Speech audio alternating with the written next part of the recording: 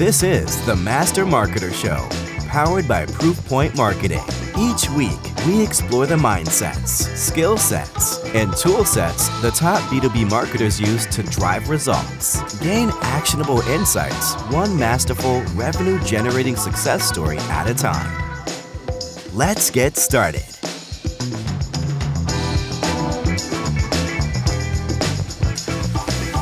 What's up, everybody? Welcome to another episode of the Master Marketer Show. I'm Mike Grimberg, CEO of Proofpoint Marketing, and today I've got Mason Cosby for the second time on the show with us. Mason is now the Director of Demand Gen at Sales Assembly. And Mason, let me set this up a little bit. So a couple of things. One is, we talked to a number of SaaS folks on this show, and obviously folks that are not in SaaS. But the reality is, if you're on LinkedIn and just out there in general, a lot of the talking heads, if you will, over-index on SaaS marketing. And the reality is that's less than half of B2B. And that other more than half is very different. There's certain concepts obviously apply and are the same, but there are a lot of things that don't. And you come from a service-based business. Now you're in a more membership style business, but still not SaaS. So that's one thing to point out. So we're going to focus on that. And the other thing is you're new to your role. I think you just got done with your 90-day, I believe. Yeah, literally right before this interview was the wrap up of my 90-day review. So we're like, if you want to know what to do in the first 90 days, we'll talk through it. And that is exactly what we want to do. And the reason to set the backdrop a little bit more, I suppose, is, I think every marketer out there knows things are tight right now. It doesn't matter what industry you're in. There's a lot of uncertainty, economic environment, scrutinizing of budgets left and right, like every single dollar. And if you're a new marketer coming into a new organization, things are rough, for lack of a better word. Right. You really have to prove your worth pretty quickly. So that's the topic of our conversation. And Mason, first question really for you is, how do you, when you were coming into this new role at Sales Assembly, what was your mindset coming into it, knowing the environment you're coming into? And I'm actually curious also, like the internal environment, but then the macro.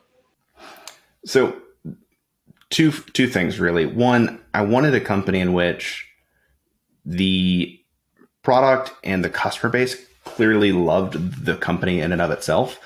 Admittedly, one of the driving factors behind the transition was I am expecting my first child. So I didn't want to join into a company in which it's like, all right, 3 months from now, I'm going to be out of a job because there's a layoff. So I looked for an organization in which there was a solid customer base that would stick around. And then the other aspect was really like the financial instability of the organization. So Sales Assembly is privately held. They've always been privately held. Like there's no outside investors. And the way in which they had built the organization was to have specific financial runway so that we could build marketing in the right way versus you got to hit the ground running. Let's run lead gen. Like I've been given the runway to effectively actually build a demand gen program. I also realized I didn't say, Mike, thanks for having me back again. I always love getting to chat. So excited to be here for round 2. And glad you're here for round 2. And something you just said, I was listening to an interview with, I forget his name. I've brought it up like in pretty much every single conversation because it's a really great interview. But he's a ex Boston Consulting Group guy. And it was specifically, they were talking about private companies versus public companies and how much stronger private companies are because of their ability to have a longer time horizon from a decision-making perspective, from a strategy perspective. So everything you're describing makes total sense. And even, obviously, Proofpoint is no investors either, et cetera. So just us. And it does allow us to make some decisions thinking about the long term and not having to worry about, the quarterly reporting cycle. Yeah. And one other thing just around like why and what I was looking for, just to be sure that I tie this kind of all full circle. To your point around a lot of tech and SaaS being over indexed on LinkedIn, I looked at like what organization could I join where I can use the things that are personally Mason Cosby to drive an impact. So yes, we are not SaaS, but we serve the tech space. And because of those relationships through LinkedIn, like we've already been able to actually source sponsor and partner relationships that are actually driving revenue impact, because the product pipeline takes a little bit longer from a marketing perspective, but using marketing relationships that I have as a marketer to essentially be a lead source has driven some pretty immediate impact as well. So those are the three reasons of I wanted to find a financially stable and healthy company where I could have the long-term. I wanted an organization in which like I knew that I was probably going to not get laid off in the next 3 months just because of the industry in and of itself. And lastly, an organization where I could clearly, tangibly, uniquely make an impact. Yeah, and I really actually like that we started with this. Didn't plan it, but I like that you went there, because I think this mindset of being really purposeful with where you go based on your network, I actually think is an interesting lens to look at it, because I don't know that a lot of people think about it that way, right? It's, well, what industries have I been in? Where's my skill set? Which those are all important, I think, but I love that you mentioned, well, I have these relationships built in the tech space, and this company sells into the tech space. That makes me more valuable and allows me to hit the ground running faster. So let's talk macro environment. Again, we talked the micro, if you will, within the organization, but the macro environment still isn't great, right? You're selling into an industry where budgets are tight, which means sales cycles are probably getting longer. Conversations are maybe tougher to have, et cetera, et cetera. What should somebody actually, instead of being hypothetical, how were you thinking about that? So when you were, the week before your first day, let's just say, what were you thinking about? Like, how do I make an impact quickly? What do I need to do in this macro environment? Yes, I was fortunate that because of the relationships that I had, I actually did essentially customer interviews during my interview process with champions of Sales Assembly to then identify, like, why do you buy Sales Assembly and why do you renew Sales Assembly in the current environment? And to that point, yes, there's been a ton of layoffs in the tech space, and we sell specifically a skill development platform that helps go-to-market teams close the skill gaps across their organization into the tech space. So if your teams are shrinking, then kind of the messaging actually becomes you need to scale through skills. Like you can't over-index on headcount. You have your current team. You have to upskill your team. And our platform is actually ridiculously affordable. You can go check out our website for pricing, but like it's $30,000 a year flat. Doesn't matter the size of the team. We do have startup pricing, so we actually go lower if it makes sense. But like I think through it of the lens of, for example, we have a client that is LinkedIn. They have a massive sales team. They're paying $30,000.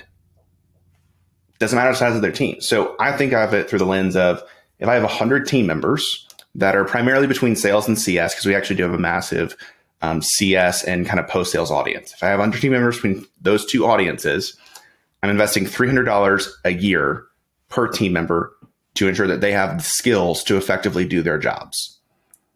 And then I went and I looked at all the research and the data that then showcases the fact that like 70% of employees don't actually have the skills that they need to do their jobs. So then it was like, oh, this is pretty apparent of what does the messaging need to be to meet the macro environment. 70% of your team members don't have the skills that they need. You just downsized your team significantly, and you tried to keep your A players. But the reality is you probably have a lot of B players as well and a few C players. So how do you invest in such a way that you can make your C players B players and your B players B plus and make your A players actually follow the process you want them to follow? So that's the message. That's the way in which we're actually going to market now, is addressing the fact that, yeah, you don't have as many team members. So the team members you have to be effective. So to clarify one thing, even before you started, as you're going through the interview process for this role, you're talking to people that you have in your network that you would potentially be selling into. and you're having really customer research, messaging, discovery, if you will, conversations with them. I didn't know, but I am like, yes, that's what I was doing. Because to some extent, I actually bumped into these people because I was looking at sales assembly case studies and their website to see who was giving testimonials. And I looked at the website and was like, oh, I know these people, or I see them showing up in their content. So what I did is I reached out to those people and I asked, hey, would you just be willing to give me, 15, 20, 30 minutes to chat through, like, should I even take this job in the first place? So through that, being a marketer and actually being a consultant, I just kind of naturally do these discovery type conversations. So yeah, that, like, to your point, it kind of was inherent. Like, that's just the way that I unfortunately operate as a person. But what it turned into was having a pretty significant level of clarity and confidence that sales assembly is a valuable product and has a clear market through which we can sell. And those that buy sales assembly, typically, we become massively ingrained in their organizations and they love us and they stay with us for years and years and years. So again, having all of that and then understanding how do I tie that back to the macroeconomic environment made it very clear of, yes, it's a great product and it's a product that's still needed, if not even more needed in this environment. So this would be a good career move for me. So, we like to start with mindsets, and we've been talking about that here. I mean, really the thing I want to highlight here is having a customer research mindset from the very beginning and finding ways to get that information possibly before you get into a role, if you can, if you've got the right network, is a really solid way to make an impact faster. Yeah. What else, like, is there anything, maybe now that you're through your 90 days, is there anything that you wish you would have done differently from a mindset perspective? Yeah. I mean, there is this delicate balance of, I talked about at the beginning, like, I have the runway to build the appropriate demand gen program.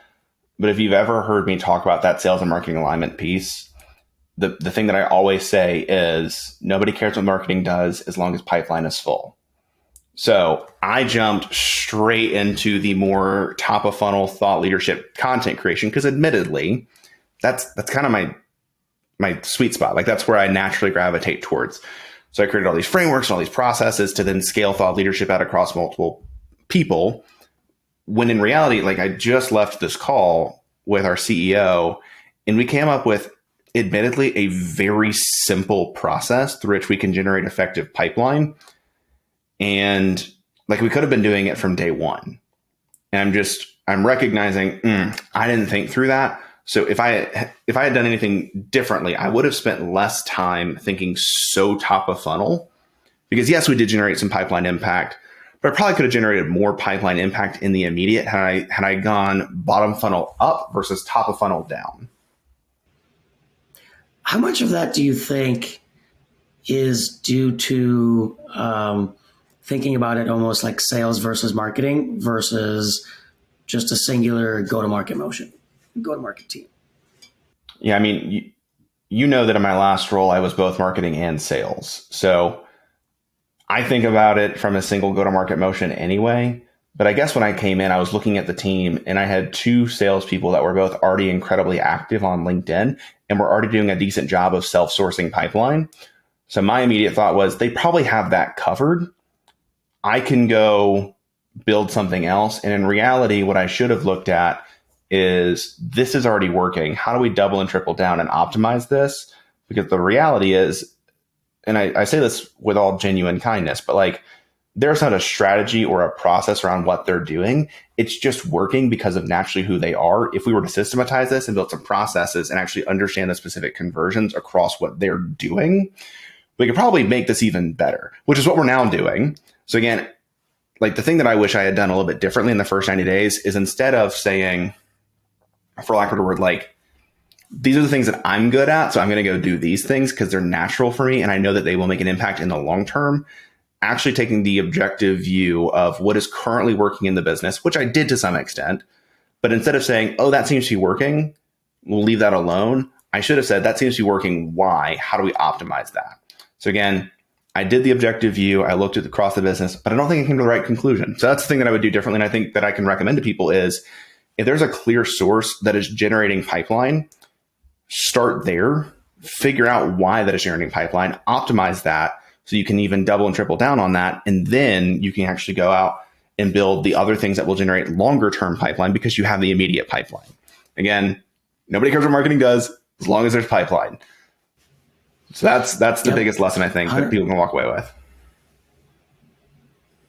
Yeah, I mean, what you're describing is the typical trap I think a lot of marketers fall into in terms of, like you said, nobody cares what marketing is doing it as long as pipeline is full. But once you start missing your number, now your cash flow is a problem. Now it starts spiraling downhill. Budget cuts sometimes have to have all this kind of stuff. And all of a sudden, all the things you wanted to do long-term, you can't do anymore strictly because you didn't focus on that bottom funnel first. Yep. Another thing I've been saying a lot is the long-term never gets here if you don't take care of the short-term. Yep. And there's a happy medium there for sure. What I like about it, what you're talking about is it's, hey, let's find what's working. Ask ourselves the why question. And then let's apply systems thinking to it and really figure out a way to scale it. Because a lot of things that companies do in general that actually work and drive a media pipeline are not scalable in and of themselves. Yep. It's a lot of disparate things that are, if you had to try to scale it, you'd fail miserably because it's very hands-on, very individual, one-on-one type interaction. But if you step back and apply systems thinking to it, you usually can figure it out and say, okay, well, we can build a process around this and triple the pipeline that comes out of it. So I agree with everything that you're saying in theory. Why don't we just go ahead and give the practical, what I'm now going to be doing? That is that exact process of, again, if anybody knows Sales Assembly, you probably know Matt Green, Jeff Rossett. They're both very active on LinkedIn. You may know Tanner Lacey, who is also from Spiff, was a co-founder, now works at Sales Assembly. And they all create content. They all get solid engagement. They all have great followings. The reality is, though, that we have never had an intentional system through which we try to convert those audiences. There is no direct message strategy. It is entirely we post, we comment back, we make jokes, and that's it.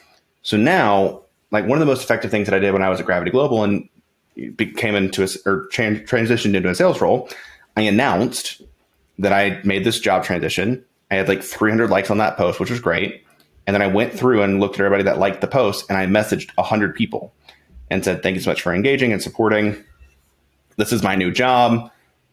This is who I'm trying to help. If there's anybody that you know that needs help with these things, let me know. That simple message. It was a very light ask. I sent 100 of those messages. I scheduled 30 meetings just from that one post. So again, looking at LinkedIn, there's not been a direct conversion strategy around. We have actively engaged audiences that need our solutions. We probably should just give them a light ask.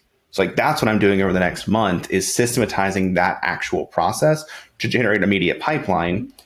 And that ties in well with what I did from a thought leadership perspective, because we have actually created a system and a process around how do we tie our content on LinkedIn back directly to product so that it actually makes sense, so that we're not just sending messages of hey, I'm glad you like my sales advice. Oh, by the way, we offer this skills development platform. So again, it's tying directly back into what we actually offer as a company in a way that is helpful and valuable. So it all ties together. But to your point, if we had started it with LinkedIn, man, you're getting 400 likes on a post and 200 comments. That is a network right there that we should have been tapping into to convert into pipeline immediately. Yeah. I mean, that makes total sense. And it's funny you bring this up because I was on another podcast just the other day, and we were talking about, relationship-led growth, which is what we're all about. And one of the questions I got was, well, where do people generally go wrong? And my answer was pretty much what you're talking about, is a big part of that you build it. We start with affinity, we have conversations. The end goal is still to drive pipeline and revenue through relationships. So you have to have a process for turning conversations and being able to, at some point, ask. Yeah. And that's where a lot of people, I think that's where a lot of people go wrong with demand gen side, with what we do across the board is, okay, at some point you have to have a system for starting sales conversations. Yeah. And again, there is that balance of if you put out enough content, inevitably people will come inbound. But the reality is right now in our current market, inbound is down because budgets are tight. So how do you then go outbound in a strategic and careful, but also, for lack of a word, caring way, to where you're not just spamming, but you're saying, look, you've clearly gotten value out of the things that I've been sharing. Like, would it ever make sense for us to have a conversation around you potentially partnering? Yes or no? Fantastic. If not, I'm glad the content is helpful. If you know anybody, let me know. Yep. Yeah, it's, I think there's I really dislike the general conversation of inbound versus outbound. This is bad, this is better, whatever. The reality is there's crappy inbound, there's crappy outbound. Like bad transactional type activity exists on both sides. And it's not that one is necessarily better than the other. And also the reality is most teams, especially if you're not in a product-led organization, you're going to have both. Yep. In one way, shape, or form. Yeah, I know. So I try to stay away from those discussions of what's better. Yeah, it's just a blend of everything. I know literally one organization that's entirely inbound, and they happen to serve the SMB. But to your point, there's got to be the appropriate blend and the balance, and it's got to be from a strategic perspective. Mindsets we talked about, right? We talked about customer research. We talked about the mindset of, okay, we're really understanding business results, past and present, if you will. What about skill sets? Like first 90 days, what's the most important skill set that you have that you think has made you successful? Adaptability and just the ability to say, this is figure outable. So, I mean, to give context, I was the second marketer that the company had ever hired. Within my first 5 weeks, my boss actually transitioned. So I went from a team of 2 back to a team of 1. And in that, there was a lot that changed. So like, I think the thing that has been most important is that adaptability, especially in our current market. Again, I've actually had a number of conversations with people that have had what are called battlefield promotions, where their leader got laid off and now they're expected to lead. So if you want to be successful in this current market, there's a lot of stuff that is outside of your control and outside of your hands. In I would say even more importantly, also outside of your company's control or outside of your company's hands. So again, to that extent, I think there has to be a level of adaptability. Now, within the tactical skill sets, though, it would be thought leadership, content creation, and understanding effective distribution. Because we are a smaller organization that leans a lot into organic channels and email channels over paid. We don't have a paid media strategy. So the only way in which organic works effectively is you have to have good content writers, and you have to have a good position and a good actual approach to the way in which you talk through messaging. So first 90 days, literally the first 6 weeks, actually, I overhauled our company's message and repositioned us within the market. We were kind of this all things to all people type approach. And we specifically honed in on the skill gap component of skill gaps, the kind of the underlying brand. We don't talk about this publicly, but like the underlying brand narrative, everything we try to talk through is skill gaps are the quiet killer of growth, because they're not big, they're not flashy. Like a team that can't get the job done, doesn't matter what technology you implement, if they can't do the job, you're not going to grow. So again, really coming in and identifying what is the overarching brand message, and then how do all of our individual thought leaders and SMEs tie back into that overarching brand message, and how do we get that out? So I think the thing that people have really latched onto that was really helpful is doing what I've called the SME niche podcast tour. So within the first 90 days, I've set up 35 podcast interviews and panels for our SMEs that will be done before the end of July. And they all have the same brand narrative. Like they are all talking through the fact that skill gaps are preventing your growth. Now, they come at it from their individual angles of, it could be sales leadership, it could be revenue operations, it could be product, it could be customer success. But the reality is that we're always tying back into, in the beginning and in the end, and kind of wherever it makes sense, skill gaps are preventing you from actually growing as an organization. So doing that then actually created a cadence through which we can then repurpose that content back into social, back into clips, back into a podcast. Like we just launched a podcast 4 weeks ago. We have 7 episodes live. We've got content literally lined up through the end of October. I think we're going to start hitting twice a week releases, like in 2 weeks, because we've just started to create so much content that is tying back to a specific brand narrative. So I think those are the essential skill sets of, in our current environment, how do you get a little bit scrappy to get a message out there that ties directly back into a narrative that you want your brand to become known for? Did you, like, in the last 90 days, have you felt like you were missing anything? Like, or was there a skill set like, man, I really wish I would have this. It'll make my job so much easier right now? 100%. There are 3. The first is, like, I wish I could very confidently come in from a paid media perspective, because right now people are pulling their ads. So ads are actually less expensive, but I've just never done paid media. So I don't have the confidence to say, yeah, give me a budget to run paid ads, because it's just genuinely not my skill set at all. But I also know, because ads are less expensive and because ads are just guaranteed distribution to your targeted audience, that it'd be way more effective. And again, if that's where we have to figure out what the goal is, it'd be way more effective to educate our appropriate audience on the value of our company and why it's necessary in the long term if we were to run paid ads. And I know that. I just don't have the skill set, and I don't have the bandwidth to make that happen, or the budget, unfortunately. The second thing would just be revenue operations. So the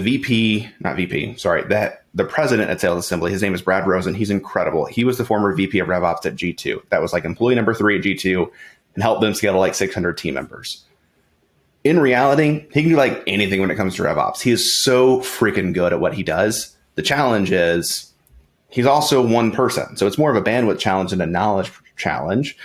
And the other thing is that we're doing so much that's in third-party places that we cannot track, that it has become a little bit more difficult to specifically showcase the exact impact that marketing can have, because it's that delicate balance as a solo marketer in a smaller organization of, I need to go execute to get the results, but then I need to take time away from the execution to actually then showcase the results and do the reporting. And that takes a fair bit of time.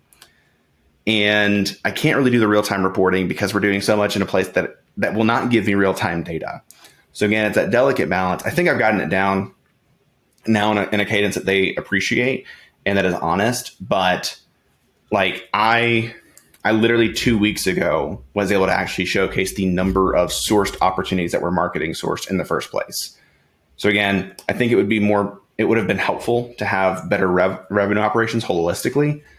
And then the last piece is video editing. I'm getting by with Descript. I'm pretty good on that front. But like, if I needed an actual video edited, it's just not my skill set. And I can get 80% of the way there. And like, that's good for right now. But as we showcase specific impact around video, the last 20% is really what differentiates somebody from being noise versus actually standing out. But that 20% takes an extra like 80% of the time. So from that perspective, like, I just $80,000. Exactly. So it's just not been a focus. But the reality is, like, if I was a better video editor, if I knew how to do paid media, and if I was better at kind of the revenue operations reporting component, I think that those would be the 3 things that I would love to have had in the first 90 days. We'll keep going down our framework here. Talk mindsets, talk skill sets. What about tools? What are the tools that you have used? And again, you know this at this point. I'm not just talking software platforms, although feel free to mention any that you think are valuable in here. But we think of tools very loosely, meaning a particular process. If you've got a spreadsheet that you've either created or borrowed from somebody, whatever it is, like anything that's helping you do the work. So I'll start with tools in the technology sense, because I love a really lean tech stack. That's also super inexpensive. So I mentioned Descript. It's like $18 a month to edit 10 hours of video content, which is super helpful. I use a thing called Pod Squeeze, and I'm using the free version of that where I can upload audio, and it will pull out specific timestamps with topics that were addressed at those times, which then makes it really easy from that perspective. I know people have a love-hate relationship with it, but I am using ChatGPT. So sorry. Not for content creation, but what I call content organization. So I take transcripts and then I prompt ChatGPT to effectively organize the content, remove all the personal remarks, and actually make that content make sense. And from there, I then copy and paste that over and I edit it. But essentially, I use ChatGPT as my content writer from transcripts that are original content. So again, I'm not going to ChatGPT and just saying, hey, make this post on this thing, but I'm feeding it the content and having it to kind of streamline that repurposing process for me. Mm-hmm. And I think those are kind of the essential tools that are actual technology that, I mean, outside of your HubSpot, your WordPress, those things. As far as other tools, I was a part of a sales podcast community, which then identified 118 sales podcasts that were active with the hosts. So when I talk about setting up these niche podcast tours, I sent out 80 messages and got 30 set up, which is pretty solid. But again, I had to find what are the 80 podcasts that I want to set people up on. So again, from that perspective, that was a tool of figuring out where do I find these podcasts. Yes, you can do Google. Yes, you can do Spotify, but it's helpful when you have the ability to understand who do I need to reach out to in this specific way.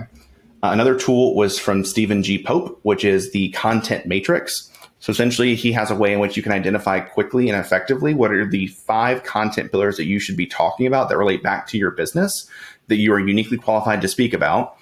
And then he has prompts like what are mistakes people make, what are myths, what's controversy, thought leadership, personal journey, objections, paradigm shift.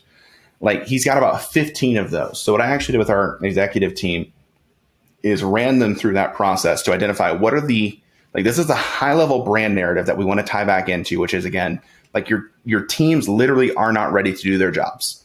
And that is preventing you from growing your business. And then we identified 5 specific pillars that tie back into that overarching brand narrative that our SMEs and our executives can specifically speak to. And then I've given them 15 prompts that they can then look at the transcripts of what they have been on other podcasts saying, and they can feed that to ChatGPT. And I've actually taught them how to train their ChatGPT thread to sound like them by feeding it content that they've written so that it gets down to the appropriate tone of voice, actually starts to sound like them pretty closely. And it gets them 70% of the way there on the content. And then they edit it, they make sure it sounds right. But we've taken what is typically a 15-minute writing process for somebody and actually gotten it down to where it's strategic, ties back into product, and takes them 3 minutes. And because we're tying everything back, we actually have a link that we can post in the comments that's, oh, by the way, if you want more content like this, we deliver a weekly newsletter. We have blog content on this. We have a podcast. So again, we're actually able to then take the audience off of LinkedIn so that they can engage with us further. And then final tool that's helpful. I have a love-hate relationship with it, but again, I want to showcase to our executive team where everything falls from an intent perspective. So I have created this single slide these are the tactics that we are running for our program. And this is where it falls in a funnel. And I am always clear. Will anyone ever follow this funnel? Exactly, not a chance. But when we look at the intent of where we want these things to fall within the larger, is this an awareness play? Is this an engagement play? Is this a conversion play? This is how this is designed. And what I've done is I've then tied very specific measurable metrics to each one of those tactics in a spreadsheet that I then track on a weekly basis to see, are we trending up or are we trending down? And it's literally as high up as like individual follower count by SME down to number of inbound opportunities created this week. and number of meetings set this week and number of referrals generated this week. So again, we can then actually say we want to have 40 meetings on a monthly basis. These are where we're expecting these meetings to come from. How do we then make that the reality? And if it's not going to happen, where do we make up the difference? So again, that's a spreadsheet. And unfortunately, it's a spreadsheet. I hate that it's a spreadsheet. I wish it would all live in a CRM. It's not the reality I get to live in right now. And I just linked out to all the different dashboards of all the different places. And I've created essentially a single marketing scorecard that measures the entire funnel for me. Very nice. How do you, in that spreadsheet, what are you doing to account for time lag? Is there anything in particular you're looking at? Yeah, I mean, I look at it through the lens of, like, very simply, did we hit the metric this week or not? And again, from a time lag perspective, I started tracking that 2 weeks ago. So I kind of already factored in time lag based on when I started to track it, because at this point, I'm 90 days in. Like, we had an average of like 1 to 0 inbound opportunities generated in the past 9 months. And in the past 2 months, we've generated a total of 13. So again, I kind of already factored in time lag based on when I started to measure it. But the other simple thought is, like, I view this as a go-to-market motion of, it's Monday. We know that we want to have 6 meetings a week or 8 or whatever the number is. And right now we have 4 scheduled. So how do we make up the 2 meetings this week or next week? Is it going to come from inbound? Do we need to go outbound? Like, where is it going to come from? So again, it's a highly collaborative conversation with sales to essentially see, how do I then go create more content? Because again, we know the long tail will be that inbound will make up a larger portion down the road, but we also have to serve the here and now. So like, how do I then support the creation of these meetings right now in this moment? Awesome. So I mean, really, from a results perspective, what we're talking about is within 90 days, roughly, round numbers sake, let's say about 10x inbound. Yeah, I mean, we went from 1 to 0 to 13 or 6 to 7. So again, from that perspective, right, so 7x. Let's say 5x. 5, yeah, 7X. We'll go with 5x. Okay. So we've just 5x, 5x of the inbound pipeline.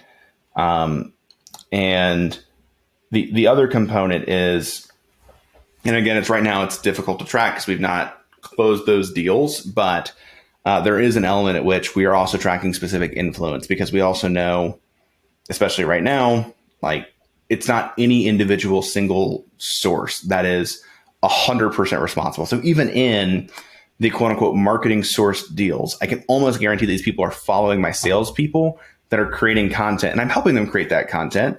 But like, is that marketing? Is it sales? Doesn't really matter. It's happened, and that's the goal.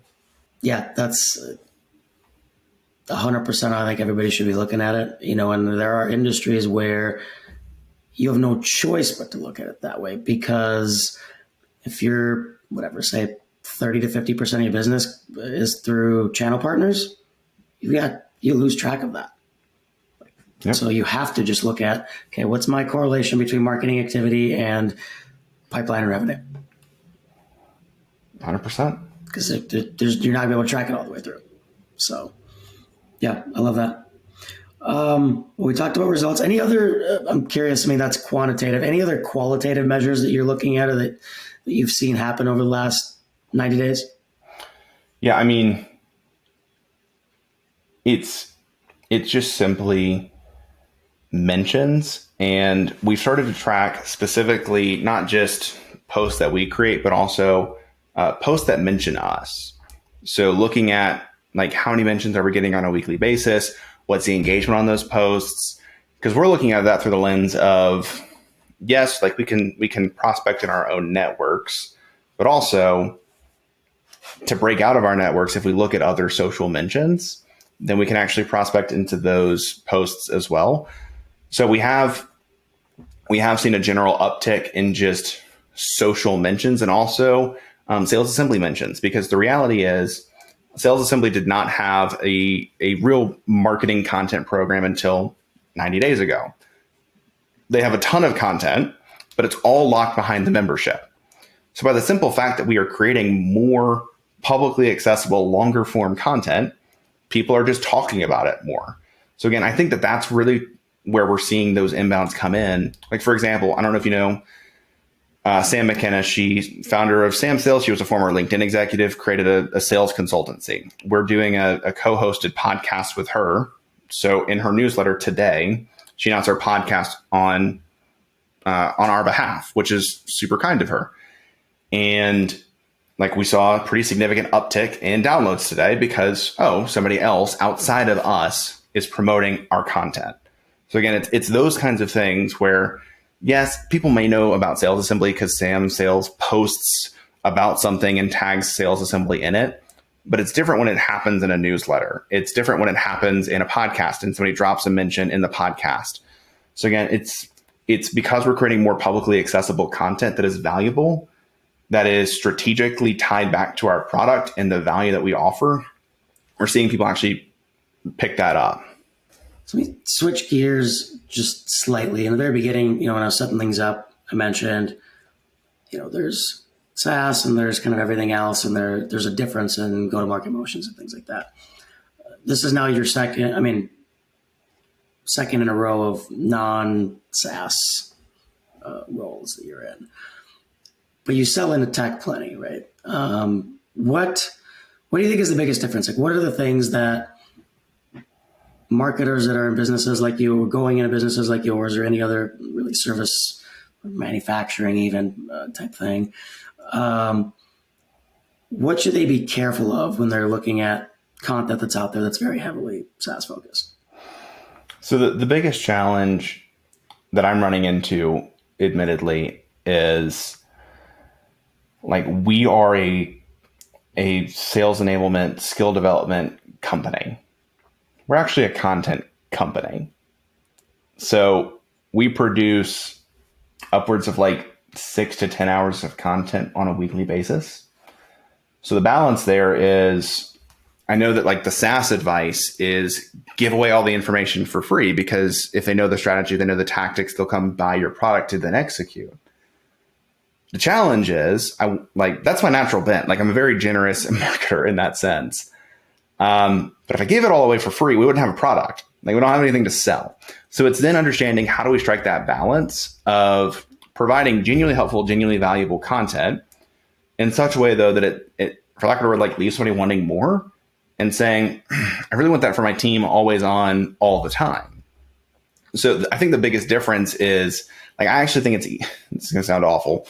I think it's easier to market SaaS, and specifically MarTech and sales tech, because you literally just tell people what they should be doing and then say, oh, by the way, our product makes it easier to do that. Do you want to do this? Great. Whereas now I have to, I'm working through the challenge of providing highly tactical, helpful content that then says, oh, by the way, if you want more of this, pay us $30,000 or just keep coming back. So again, it's that delicate balance. And the other challenge is, personally within Sales Assembly, we serve 15 different roles. It's like we serve everyone from the SDR to the CRO to the CSM to marketing. It's very difficult to cover all of those roles. So again, understanding how do we appropriately market in such a way that we can showcase we serve the entire go-to-market team. But the reality is also, if we try to go so wide, then we'll never actually go deep with our specific buyer. And I'm thinking through what's the best go-to-market motion of, do we go wide and showcase everything to all of the different roles? Or do we have that as our lines of, we serve the entire go-to-market team, but then we go really, really specifically deep on sales content and specifically trying to serve the CRO, because the CRO is our main buyer. And let it be kind of a surprise in the sales process of, oh, you actually serve like marketing and CSMs as well. That's fantastic. So again, I don't know the right answer, but I think the challenge that is different from SaaS to kind of everything else is, again, SaaS, you just talk through exactly what somebody should be doing and say, we make this easier to do. Everything else, like, you can do that to some extent, but it's the delicate balance of, how do I create enough value to showcase what to do while still showcasing that they should buy from me. Yeah, and I think it's even, if you compare it to traditional service-based businesses like ours, for example, even I get more, I can do more of that traditional kind of, I'm going to give this stuff for free. Here's the framework. Here's everything. The reality is you either don't have the skill set, the experience, or the time to actually do this on your own, or likely a combination of those three. So you're going to come to me anyway. At least some portion of people will. Yeah. Versus here, you're talking about the content is the product. Yeah. So yeah, it's an interesting challenge for sure. I was just on a biz dev call with somebody in the medical space, and this is where I see maybe something for you to look at. Actually, is that's one of the industries where I've seen a ton of success in these specialized niche communities, and the revenue model is half sponsorship, not half exactly, but sponsorship plus members. Yeah, that's actually our model. So it's about half sponsorship, if we're being honest. It's about half membership.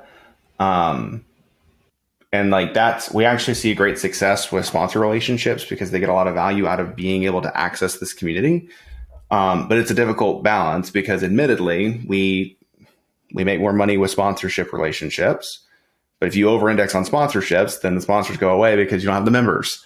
But the members, as much as we love our community, but we make more money. There's a higher ROI with sponsors. So it's that delicate balance of how do we serve both audience as well? Because also if you overserve sponsors, you lose members. So it's to that point, it's just a delicate balance. It's a marketplace problem. You got to serve both sides of the marketplace, right? Yep.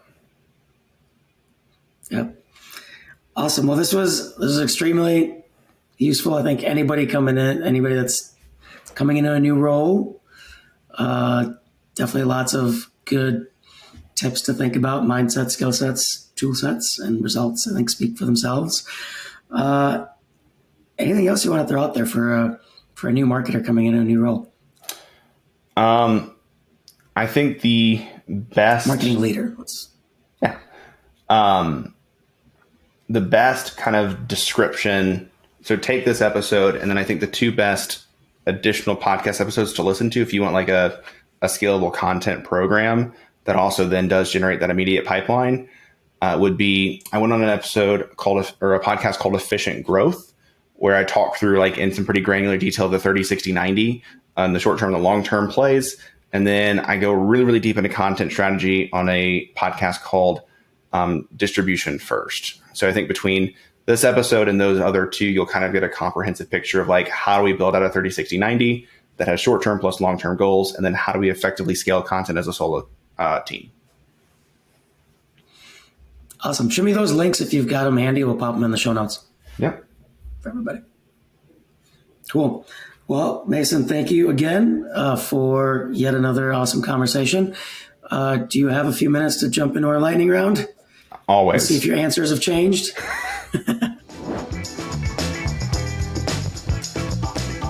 So let's hit the lightning round. What is the main KPI you use to evaluate marketing success? Marketing sourced revenue. What is something new that you're looking forward to testing out this year? Okay, so I'm really, really excited about specifically systematizing the LinkedIn social selling process, because I think that is something that I am uniquely qualified, having been both marketing and sales in the past year and a half, and having a number of executive leaders that have a solid following. So looking at how do you truly convert a LinkedIn audience into pipeline that can actually closes. Awesome. What is a marketing quote unquote best practice that you think needs to disappear?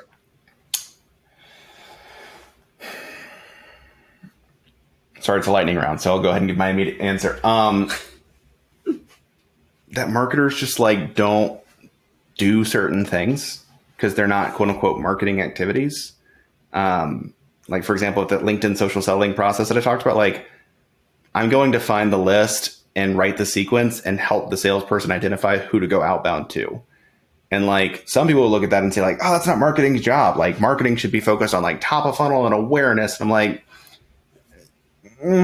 it's kind of about booking meetings. So like, yes, I understand that we have SDRs in some organizations, but like at the end of the day, all these roles and all these titles were made up. Like the goal is still the goal. So help get to the goal. And then you can do the things that are, again, more longer term.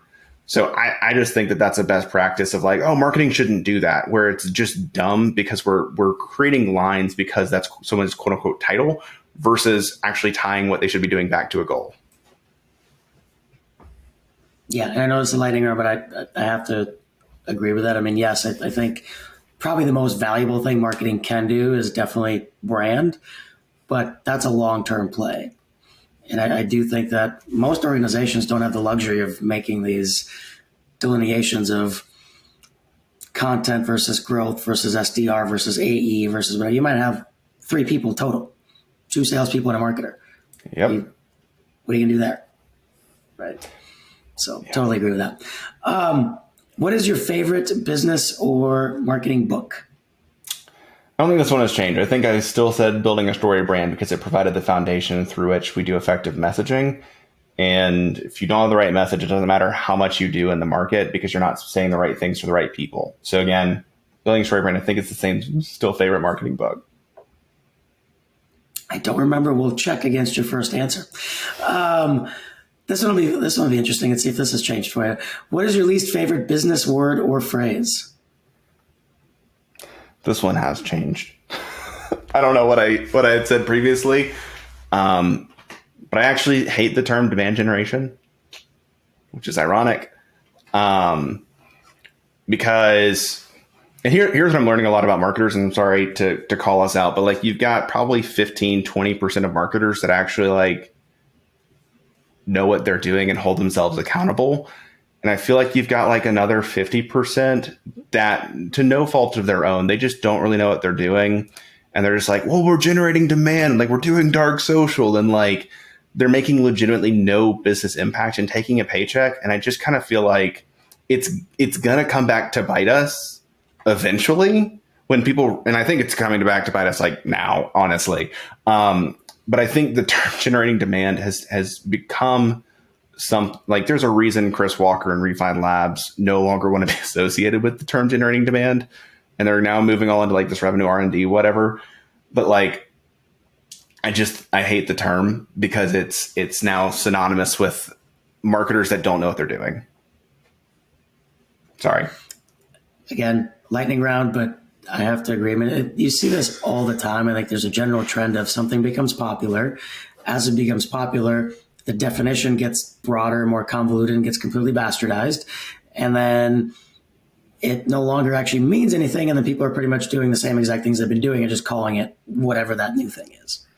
And actually, very similar reason, we don't generally talk about demand gen either, right? That there's part of the reason why we've built our framework is that's part of it is what does demand gen even really mean anymore to the average person? So I have to agree with that. All right. What is your favorite song or playlist or artist to listen to while you're working? Recently, it's been Ed Sheeran. I know people are going to hate that, but his new album is really good. And it's really sad and really sappy. But like, I just, the song Curtains by Ed Sheeran, or his recently released version of he released a version with Luke Combs of Life Goes On. Oof. Like, I know it's sappy, but it's great. And I know that that's a different answer because I think previously I said Lucky Chop's instrumental covers, but I'm different now. You're always growing, always learning. And thank you for sharing everything that you did. Always glad to have you on. And for everybody else, hope you learned something new, and we'll see you all next week. Bye. Thanks for joining us on another episode of the Master Marketer Show. We'll be back next week with more B2B marketing success stories. Visit our website, www.proofpoint.marketing, for the full episode library complete with show notes, guides, templates, and more. Make sure to follow Proofpoint Marketing on LinkedIn and YouTube so you never miss an episode. Listen every Wednesday wherever you get your podcasts. Until next time.